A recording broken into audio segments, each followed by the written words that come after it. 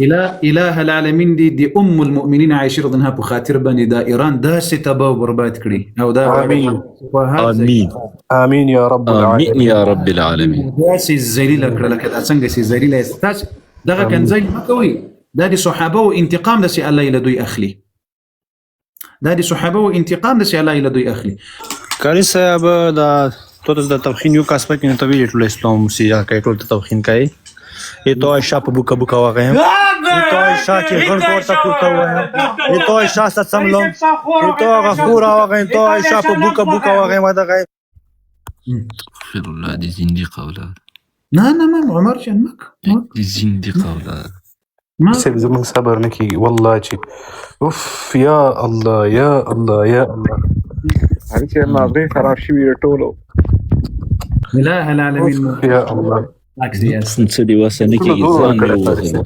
اله العالمین مداسې نسو نابود کړه خدای جل وعلا مداسې نسو نابود کړه اله العالمین دې هم دغه يهودو ته توفیق ورنسیم کې چې دغه بل غټه بل در باندې استعمال کړي نعره تکبیر الله نعره تکبیر نعره تکبیر الله اكبر الله اکبر ولله الحمد الله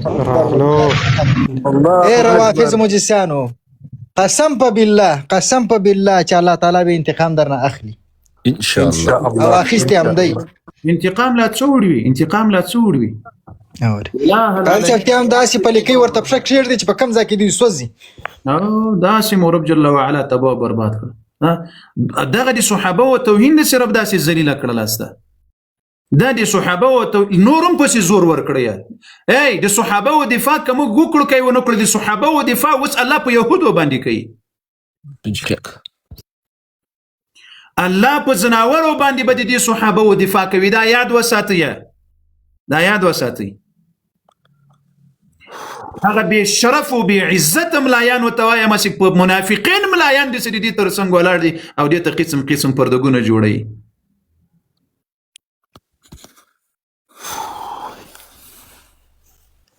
اله العالمین دې ليله القدر په شپه کې الله مداسې نسو نابود کړل لکه عادیان او ثمودیان سره به نسو نابود کړی دي امين يا رب العالمين اله العالمین مو په دې مبارک شپه کې داسې نسو نابود کړل لکه فرعونیان چې پرودینیل کې رب جل وعلا نسو نابود کړل امين يا رب العالمين اله العالمین مو په دنیا کې دغه سي خنزیران او بيزوګان جوړ کړل لکه د موسی عليه السلام قوم سي الله جل وعلا د درې ورځو لپاره بيزوګان او خنزیران جوړ کړل بیا یې مړ کړل امين يا رب العالمين د دې مبارک میاسي په برکت د دې مبارک شپې په برکت د دې قرآن د میاسي په برکت اله العالمین مو تحت الصراط ورسوا اله العالمین وس خو د يهود ور باندې مسلط کړی دي اله العالمین هندوانو ور باندې مسلط کړه اله العالمین ور باندې جوجو ماجوجو ور باندې مسلط کړه اله العالمین د دنیا ټول زناور په دوی باندې مسلط کړه اله العالمین د اوغه صحابه او انتقام جنې واخد رسول الله د عزت انتقام جنې واخله یا رب العالمین یا الله دې موږ د سینې نور مر باندې را یخ کړه یا الله دې موږ د زړه نور مر باندې را یخ کړه اله العالمین دې انانو سینو نور مر باندې یخ کړه اله العالمین دې صحابه او دې بچانو سینو نور مر باندې یخ کړه اله العالمین دې نړۍ ظالمانو جابران په دې ظالمانو مسلط کړ چې په یو بل باندې هلاک تباہ او برباد نسو نابود کړي امين يا رب العالمين او دا بکیږي او کدی رب رضاو دا بکیږي ان شاء الله يا رب يا حي يا قيوم يا ذا الجلال والإكرام ځکه رب العالمین جل وعلا وز د سرطان مرض پاغه کوم ځکه سره ختلې د پغه ځکه ختمي تاریخي بیا ډیره اسانه دي ان شاء الله او ګوري زه یو بل عجیب خبره درته وکړم والله 1400 کاله مخکې رسول الله راته ویلي دي موږ تاسو ته 1400 کاله مخکې یولس کې د الله اکبر دا دې ته وایي چې لږ مجرونه ودر دا وایي 1400 کاله مخکې رسول الله صلی الله علیه وسلم وایي د دریو طائفو جنگ بکیږي د قیامت نه مخکې د څو د دریو یو به د روم او د مشرکینو په منځ کې کیږي.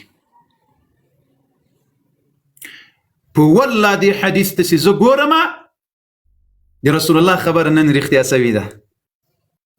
قاری صاحب محترم بیا به له روم سره د مسلمانانو جګړه کیږي، په دې وخت کې به مهدي راځي.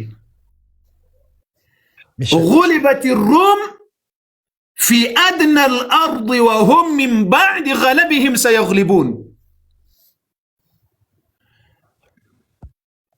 دا یاد وساتئ، د روم به دا جګړه به اوس نه قرارېږي. دا یا دا د ما ګناهګار خبره ښه په ټیټه په غوږونو کې در سره واچوئ. دا جګړه نه قرارېږي. دې جګړې ته به روم ټول را دانګي راځي به. بالکل الله جل وعلا به دا مشرکین ذلیله کوي، تباه کوي به یې. ولې؟ تر څو مسلمانانو ته لاره خلاصه شي چې د روم مقابله وکړي. دې کې د الله لوی حکمت ته که اوس د مسلمانانو د اسلام له روم سره جګړه راغله، مسلمانان یې نشي کولی، کمزوري دي. خو که چیرې وکړم همدغه د سرطان مرض به په مسلمانانو باندې به جګړه کوي، د روم تر څنګ به ودرېږي. رب العالمین جل وعلا دغه خلق تر مخ په دوی باندې هلاکوي تر څو بیا مسلمانان په دې طاقت پیدا کړي او د روم ورته وهل اسانه سي ورته، او دا به د مهدي علیه السلام په وخت کې کیږي ان شاء الله. بالکل قاری صاحب دا یو ابتداء ده، دا شروعات دا یاد وساتئ. بالکل قاری صاحب دا د الله جل وعلا د رسول صلی الله علیه وسلم 1400 کاله مخکې خبره ده. شکر روم به په دې خلقو کامیابیږي، که کامیاب نسول د ما د مخ ته لاړې را توکړي. وسو په ضرب پسې مه ګرځېږي، دا وسو راتلونکي وخت کې به روم په دې خلقو کامیابیږي په دې مشرکینو روافظو باندې. بیا چې کله کامیاب سول بیا به د روم او د مسلمانانو مقابله راځي. مسلمانانو ته به رب العالمین جل وعلا نصرت ورکوي په روم باندې. الله اکبر. دا د قرآن د رب وعده ده، د مسلمانانو کامیابی په روم. وهم من بعد غلبهم سيغلبون. لکامیابی نه وروسته به ناکامه کیږي. څوک به ناکامه کیږي؟ مؤمنان مسلمانان به ناکامه کیږي. رومیان درته ښیم روم. ګورئ غلبت الروم، دا قرآن ده. فی ادنى الارض وهم من بعد غلبهم، دوی به غلبه پیدا کوي په دې خلقو باندې.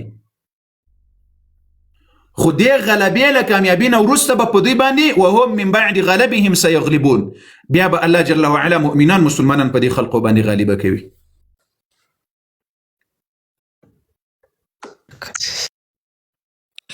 اللهم اهلك الظالمين بالظالمين، اللهم اهلك الظالمين بالظالمين، واخرجنا من بينهم سالمين، واخرج المسلمين من بينهم سالمين غانمين يا رب العالمين. واخرج المسلمين من بينهم سالمين غانمين يا رب العالمين يا ذا الجلال والإكرام.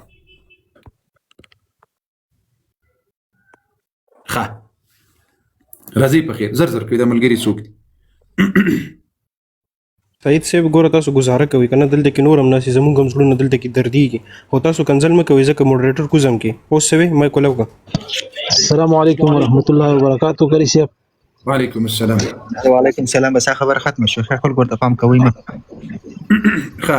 بازغه دا جنان سبول شیاو کته کی ول کری صاحب سلام تمخ کی راخاتنو یو کول وشم صرف دوا درخواست سلام تر راخاتنو خو بس دا غلط شو، غلطه کی کوس کړو. امین وزه زروش سبحان الله دا غندګي مچوندارو شینو به د خپاشن د ګری صاحب د طبيعت خراب شي نو غټم کې د مو پټې پونو ما کوشي دا خلق خبر سي په دې خلقو باندې، دا خلق خبر سي. الله د عمر کې برکات او شکرې صاحب، الله ته جزای خیر درکړه. السلام علیکم ورحمۃ اللہ وبرکاتہ. بل کا څوک د مهرباني وعلیکم السلام. بل کا څوک رحمت شاهین سے مهرباني. السلام علیکم قاضي صاحب محترم. وعلیکم السلام. قاضي صاحب سلام ته راغلم. قاضي صاحب یو څه شیرونه مې ته ویل په اردو کې په اردو څنګه پیږي قاضي صاحب؟ شیرونه وخت نه سلام منصب شیرونه یو شیر ته یم قاضي صاحب د ځلان یو جانان راغی دا جانان سو. السلام علیکم ورحمۃ اللہ. وعلیکم السلام. قاری صاحب څنګه خیر صحت مو خیر او جن خطرېږي مهرباني. قاری صاحب تاسو یو خبر وکړه په ما باندې والله چې ډېره بده ولګېدله. تاسو ویل قاری صاحب چې دا ایران باندې چې څومره حملې کېږي الله دې نورم پې ورزیاتې کړي که نه. د دې په هغه کې اوله ورځ باندې اسرائیلو یو سکول وویشتو، هغې کې ټولې نابالغې ماشومانې وې. انا قلت راسي روي وانا بشاشي ماشومان نه کړي مو خو تاسو په دعا باندې تنسوي پوس اله العالمین دي مؤمنان مسلمانان دي دوی په منځ کې حافظ او سالم وساتي ها او بیا چې دلته څوک راځي تا دي خدای په دغبر ګوستر ګوړون کړي اله العالمین دي لدوی سره حشر کړه ولا دي هلاک کړه ور سره دغه 50 لکه مسلمانان چې په سوریه کې هم دغه خلکو په شهادت هغه ماشومان دي سترګو ته نه دري کې خدای جل وعلا دي تا په د خپل کور کې هم داسې په غمونو اخته کړي امين هغه نو تشکری ولا زپریخه وای تشکری ولا زپریخه چټي قاری صاحب دې خلکو تاریان پاتم بیا دې نو د نور شو نه ابابیل دا زمون مرګره و سوریه کې چې په سوریه دا سي ملګری د خدای پتن درونی هغه چې په زرګونو ماشومان به وزل او په شهادت به رسول او ژوندۍ به تر خاور ولاندې کول زناورو باندې به خړل هغه وخت یې سره په پستر ګوډون کړه او قاری صاحب نم دی هغه وختونه مو یې رسول د بشار الاسد کلمې به ور باندې ویلې تاسو له عرب تاسو له عرب مسلمانانو نه پښتنه وکړي دا د تا په کور کې لس دروازل نه دی الله د تا په دغه غم اخته کړي امين یا چې تا په کور کې لاس مړو وای بیا به تا ډېر د سړي زوی بدر نه جوړ شوی بیا به دا فکر نه وکړي والله بالله ثم الله ګوري دوستانه ما په دی اول ورځم دا خبره کړې ده زه نه خوشحالي پې کوم نه خفګان پې کوم په دې باندې اول ورځ مې دا خبره اوس مې مغه دریز ده لیکن دا امغه انتقام رب العالمین جل وعلا لدی خلق او اخلی تاسو د سلويخ کله تاریخ وګورئ دی په سوریه کې څه وکړل په عراق کې څه وکړل په لبنان کې څه وکړل په یمن کې څه وکړل په یو ځای بل ځای کې څه وکړل دی خلکو پر رب می دی قسم ک فرعون دغم ظلمونه کړي لکه دی خلکو بشک هم داسې والله می دی قسم ک هټلر دومره ظلمونه کړي لکه دی خلکو قاری صاحب هغه پرېګه د خبره مې په بخنه سره دغه افغانان مهاجرین چې بورتل په زرګونو کسان په پټو وشتل هغه د دوی سترګو ته نه درېږي دا په پټو سترګې روان